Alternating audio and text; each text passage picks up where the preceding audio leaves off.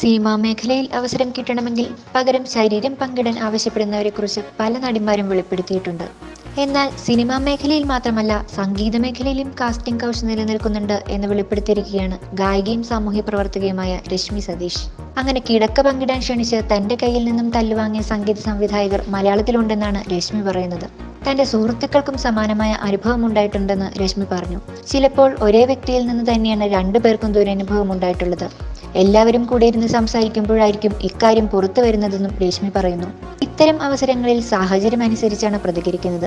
നമ്മൾ എവിടെയാണ് നിൽക്കുന്നത്, അയാൾ നമ്മളെക്കാൾ ബലവാനാണോ, പ്രതികരിച്ചാൽ നമ്മൾ കുടുങ്ങുമോ എന്നൊക്കെ നോക്കി വേണം പ്രതികരിക്കാനെന്നും രശ്മി പറയുന്നു. ഇത്തരം സാഹചര്യങ്ങളിൽ തങ്ങൾക്ക് ഇഷ്ടമുള്ള നിലപാട് സ്വീകരിക്കാം എന്നാണ് രശ്മിയുടെ അഭിപ്രായം.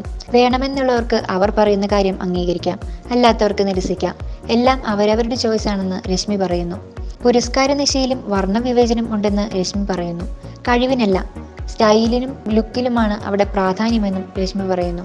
ഒരു സ്വകാര്യ മാധ്യമത്തിന് നൽകിയ അഭിമുഖത്തിലാണ് രശ്മി സിനിമാ മേഖലയിലെയും സംഗീത മേഖലയിലെയും വർണ്ണവിവേചനത്തെ പറ്റിയും കാസ്റ്റിംഗ് കൗച്ചിനെ കുറിച്ചും പറഞ്ഞത്. You're watching me on metromatney.com. metromatney.com. Subscribe for more videos. Subscribe for more videos. Subscribe here for more videos. Subscribe now. Thank you.